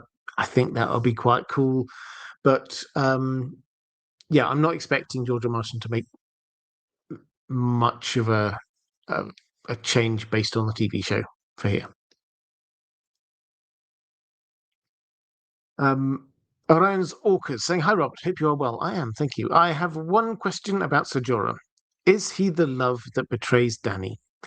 There are many reasons in the books to give me this impression. His obsession with her, even though he is betraying her, sending reports on her to King's Landing. He will never have her, but is determined to get her back in her good graces. Why? I don't trust him. What do you think? I put Tyrion in this category as well. So where this comes from is, so Dany, when she's in Cast, she goes to the House of the Undying and she gets a lot of prophecy thrown at her. One of the ones she thinks about the most is this line that says, 3 treasons you will know. Once for blood, once for gold, and once for love. And she does spend a bit of time trying to work out who these treasons are and how many she's had. And should she be looking out for another one? Most people in interpreting this, and we should say George R. Martin likes having vague prophecies that are open to a number of different possible interpretations. So this isn't a definitely this, and this, but most people seem to accept that the first treason, Dany kind of changes it to betrayal, which is subtly different, but the first treason is Mirri Maz Duur, who basically it commits treason against the Dothrakis, against Dany, and against their heir. So that's big. And this is for blood. And Mirri Maz Duur is basically saying that she did what she did, not just in vengeance for what happened to her and her village, but also to try and save the blood of those people who Khal Drogo and Rhaego might in the future be pillaging. So most people accept the first one of these as Mirri Maz Duur. The second one is Once for Gold. Now, this is the one which people often say, well, this is Jorah. Why? Because he did betray her. There's no doubt about that. Is it treason? Well, I guess you could say it is treason if it was his information which led to an assassination attempt on her. Was it for gold, though, is the thing which kind of catches people out. Because Jorah was doing that. Yes, he was being paid, but also because he was being offered a way back to Westeros. And that, again, if we're looking for subtle psychological clues as to what he actually wants, he wanted back to Westeros. He'd had enough of all this running and hiding. He wanted the king to give him a pardon so that he could come back and pick up from where he'd left off. So I'm in two minds about this one, because yes, you could argue he's being paid for this, but it wasn't treason for gold. It was treason to get back to Westeros. So I'm not 100% certain. You have a wondering whether this might be the for love. Now, my instinct always has been ever since I first looked at this, and I will at some point do another video on all the visions in the House of the Undying. Was just kind of like putting them together. It's noticeable that you get these kind of triplets of visions, and you get the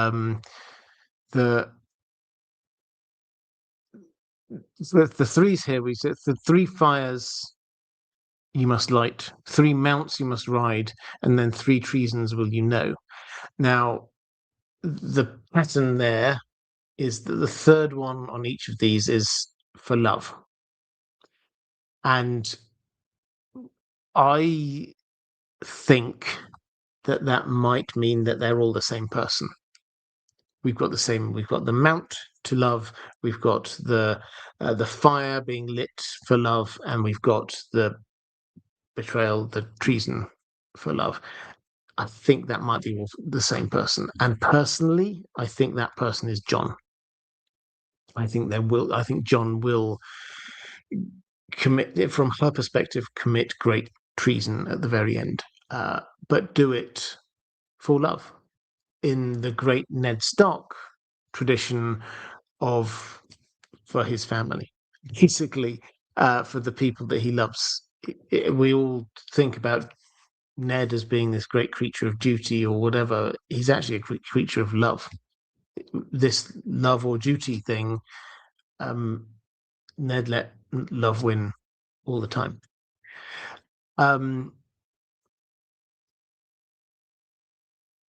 So is Jorah one of these? Treason, possibly the gold one.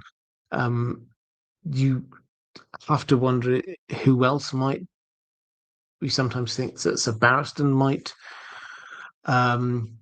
switch sides, but he's not going to do it for gold. Who is it who would do something for lots of gold and betray her? It's kind of hard to say. So yeah, maybe this is it. Craig, I can understand the original narrative purpose of Jorah urging Daenerys to Asshai, but from a character perspective, isn't it bonkers for Jorah to do so? Wouldn't any sane person think they'd all die in Asshai? Yeah, so he does. He encourages her to go to Asshai quite a few times, particularly in the sort of the earlier part in book 1, earlier parts of book 2. He kind of gives up on that a little bit later.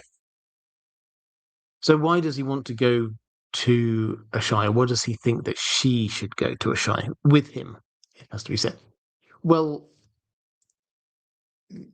I think there's 2 layers to this. The first layer is that we have to be honest that when George R. R. Martin was writing that first thing, he didn't have a fully plotted out understanding of what Asshai was like. That only got fully formed through the world of Ice and Fire, which happened a lot later. So all of the details we have of Asshai that came a bit later. So probably George R. R. Martin had not got in his mind immediately with Asshai as being this place it's very hard to even live in. But practically, within the story, what does Jorah want? He wants somewhere that they can go far away. As far away as possible. Who from? The Dothraki, and also any assassins from Robert Baratheon. So as far away as you can, Asshai is the furthest east that anyone knows. And so, yeah, that kind of like is a part of it. Also, he's thinking about maybe we can sell these dragon eggs and then we can have enough money to buy a big mansion somewhere. Where would he think is a good place to sell those dragon eggs? Well, probably somewhere where there are lots of people. Asshai is actually quite a rich place. There's lots of gemstones and things there. And it's also filled with people who are very magically inclined. So, if anywhere is a good place to sell your dragon eggs, it's a place where there's a lot of money and there's a lot of people who'd be interested in buying dragon eggs, and Asshai sounds like it. So it kind of makes sense from that perspective. It kind of makes sense. I think nowadays we go, oh, Really? Do you want to go to a shy? Why don't you just settle down in Karth? But you can see what happens in Karth. Even in Karth, that he didn't feel safe. He would only feel safe if he goes even further away. Derry's read it before, saying, House of the Undying, is it genuine prophecy or drug-induced distrust? It's not like they didn't have reason to want her unbalanced. I mean, a bit of both. There are, and I really should do this video at some point.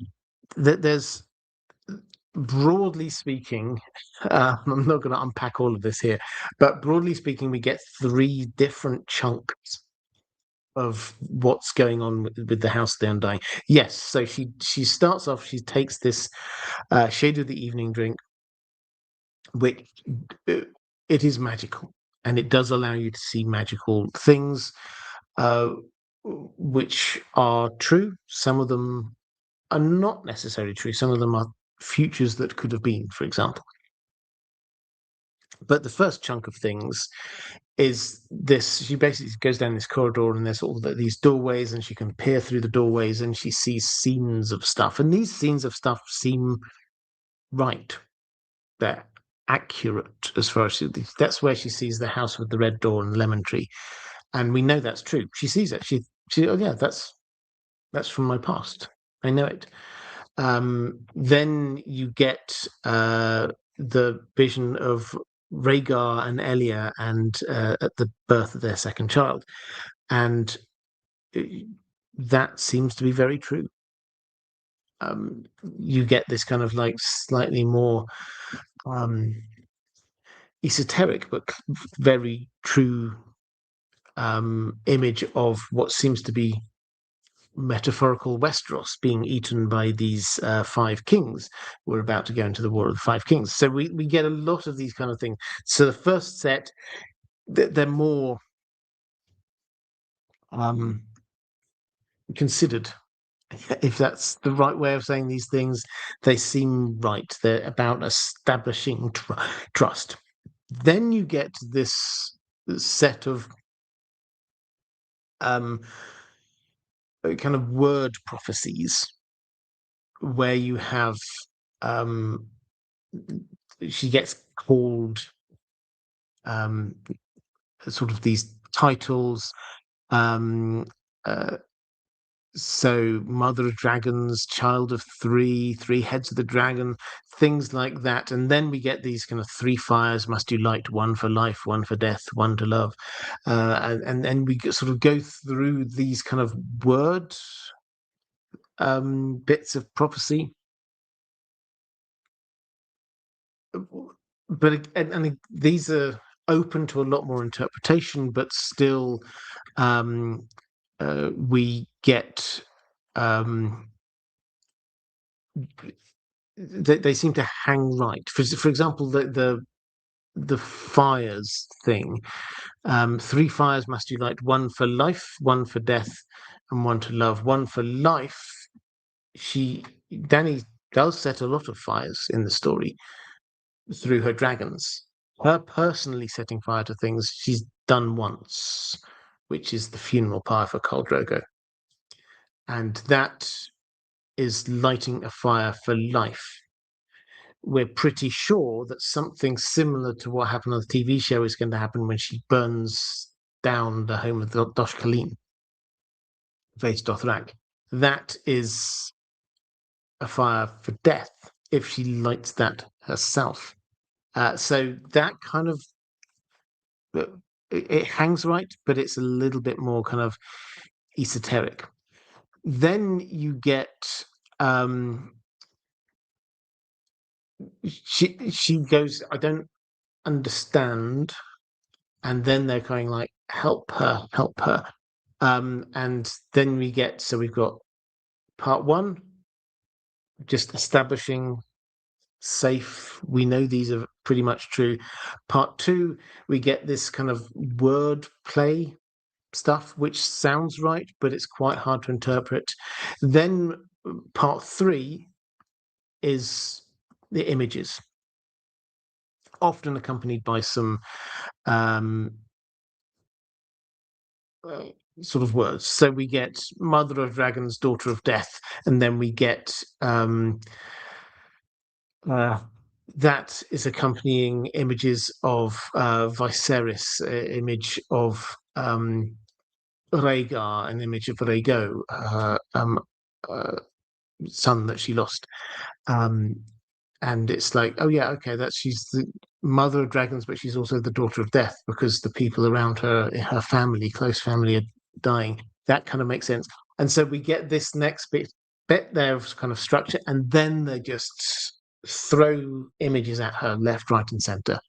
Most of which seem pretty good and accurate as stuff that is going to happen. Some of which stuff that might have happened and things along those lines. Now, it feels more to me not so much a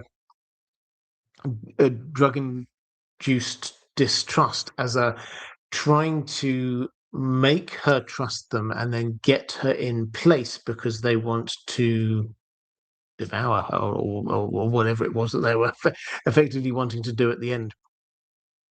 But I don't think that undermines the truth of what was going on there, if that makes sense. As I say, I will explain it all in a video at some point. But yes, we it starts off slow but steady. This all kind of makes sense. Then yeah, pretty true, but kind of esoteric. Then trying to put some images to these kind of things, which sort of seems to make sense. And then flowy, image. So that's how it went very broadly. Okay, let's go to where do we get up to in our questions? Nick from NJ saying Jorah is one of the characters changed most in the translation from text to screen. The show version is primarily due to Ian Glenn's charisma, much more palatable and likable, but the book version is, in my opinion, much more nuanced and complex. Which do you prefer? Yes, I mean I've talked about the difference between the two quite a bit. Which do I prefer? Well, I mean I love Ian Glenn's portrayal, and I thought he did it really well. I suspect he did exactly what he was told to do by the showrunners. And I think that added there was a tragic air to his character that worked well, and a warmth there. The book character is a lot darker, a lot more layered, and it's harder to always unpick exactly what the lines here of motivation are, which I like. And I like the extra complexity that's there. So most of the time, if you ask me, do I prefer a TV show character or a book character, I would say the book character because you can get the extra depth in there. It's sometimes, for example, when Paddy Considine did King Viserys, sometimes you can a great acting performance can bring out nuance that isn't there in the text. Aussie Greg, G'day Robert. I love Jorah as a character, a flawed man, a grey man, as Melisandre would classify him. Do you think he will end up at the wall, taking the black as Lord Commander Mormont wishes? I hope so for his redemption. All the best to you and the mods.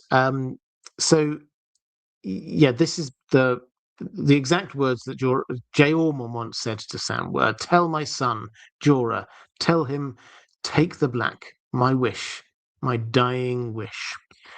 So I think I'll use this to kind of like wrap up quite a bit of where I think this might be going, because if we have this character who we are only seeing the second part of his kind of fall and terrible arc. If we've got this long character arc, his character arc took its big turn around the Siege of Pike, marriage to Linus, and then the descent from there. Now, we're just seeing like the second half of this. But where his character needs to end up is at peace with what he did and with who he is. And probably a big part in this is this feeling that he's let his father down. So I hope for his character that we can get to this point where he can be told this was your father's dying wish to take the black. And so what he can do to get his own I mean, redemption is we overuse redemption arc, but for him to get his own personal redemption for himself, I think that makes a huge amount of sense.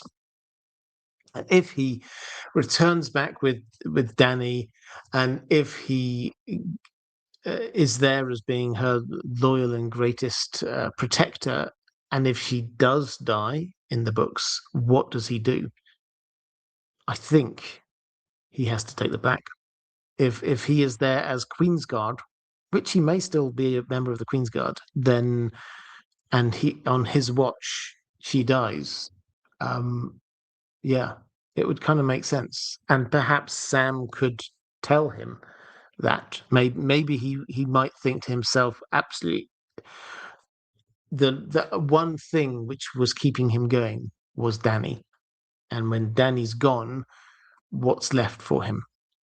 And if at that point he can be brought back by Sam or whoever saying, this is what your father wanted, is for you to go to the wall, because all crimes, everything stops at the wall. You start again at the wall. Now, will the wall still be there at that point?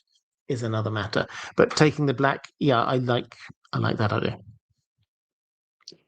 Okay, I think I've got one more question from my patrons. So this is a good time to drop any more questions in the chat. I will get through as many of them as I can. So friends saying happy Thursday, Robert, and to you. Is it odd that Jorah hasn't yet shown much remorse for selling people into slavery when you consider Dany's attitude towards slavery? She doesn't seem to hold it against him at all. Is this for the good of his arc, going through slavery now himself? Potentially he could end up in the Night's Watch like his father wanted, and where the poachers likely would have gone had he not sold them to slavers. Best wishes, warmest regards. Well, best wishes, warmest regards to you. So yeah, this is just sort of to pick up another couple of these points in terms of this overall arc. Yes, going to the wall would also be taking him back to what should have happened to those poachers. So that would be another thing which would kind of go full arc. And he could also, at that point, maybe he's had Longclaw, but at that point he could, like his father did, when he goes to the wall, he can leave it. He can leave that sword to someone else. It no longer is a thing that he needs because he realizes he's given this up and he could and should have had it. He himself has personally decided to leave it behind. Would add another layer to this. As for whether his opinion on slavery might soften because of Dany, yeah, I mean, I think the fact it happened to him is going to be a big issue. The fact that he can, you can see that it happened to him because he got the branding done on him, will be a reminder. But yeah, I think if we get to the point where he can turn his back on slavery, then I think that would be really good. And perhaps if he is there with Dany and Dany continues her strongly anti-slavery stance all the way across Essos, then he will definitely buy into that if he's allowed back into her confidence. Yeah. Okay, so that's the questions from my patrons. Let's have a quick flick through the chat. Derry's read it before, saying going to the wall is also where he could have ended up when Ned came to behead him. He could have chosen then to go to the wall. Yeah, absolutely, he could have done. And I think Ned probably would have, if he'd chosen to go to the wall, I think Ned would have let him. He wouldn't have stopped him en route to the wall if he was going to do that.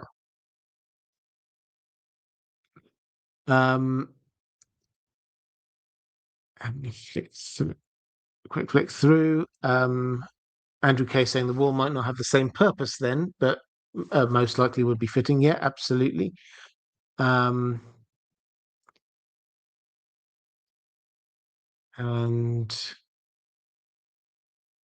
yeah, maybe that's probably about where we're at. So okay, so let's see what should we do for next week. We're nearly due a Lord of the Rings one, so maybe we'll do a Lord of the Rings one next week. Because soon, 2 weeks time, we're into House of the Dragon. Now, let me know down in the comments. I'll read the comments afterwards. Let me know down in the comments how you think I should be covering House of the Dragon. I don't think I'm going to do the episode breakdowns. Um, I will be doing videos on things related to it over on the main channel. But here, do you want to have dedicated live streams to the to House of the Dragon as it comes out each week? Would you like? I did a couple for when we were doing a Night of the Seven Kingdoms, so like dedicated short videos of me answering a few questions and things. Would that work? Let me know what you think might work. Maybe I'll just do a few shorts. I'll just put things down in the comments and I will have a look.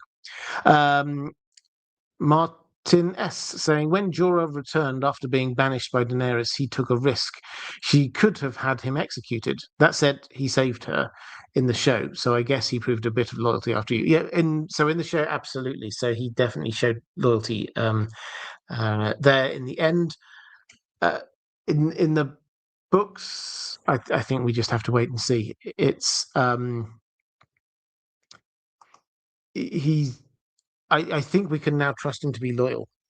I think what we've seen, the way that Tyrion describes, and when he hears that she's married, and he's just like, oh, he's slumped. And Tyrion, he even comes out with a rather fun line when he's thinking about how much use is Ser Jorah now, and he says about as much use as um, nipples on a breastplate. So it's like, yeah, it's almost like his entire life was sucked out from him.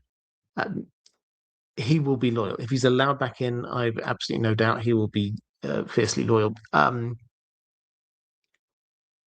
Which may actually, I mean, not diminish the character, but it may allow us to be focusing on other people. Because if he's then reached this point where he's then just there being her loyal right hand person, then he sort of becomes closer to being this kind of Arya Hotel kind of figure than a character who we're trying to understand what their motivations are. Okay, right. So, yes, House of the Dragon. I'll need to subscribe to HBO. That may well be the case where people are. Right. So if you are watching this back a little bit later, appearing somewhere around here is going to be a link to other live streams that I have done appearing somewhere around here. It's going to be a link to my Patreon page. Patreon is still the best place to support this channel if you wish to do so. And if you do, thank you. I hugely appreciate it. I will be back next week, probably with a Lord of the Rings one, but maybe something else. I will wait and see. Take care, everyone, and I shall see you again soon.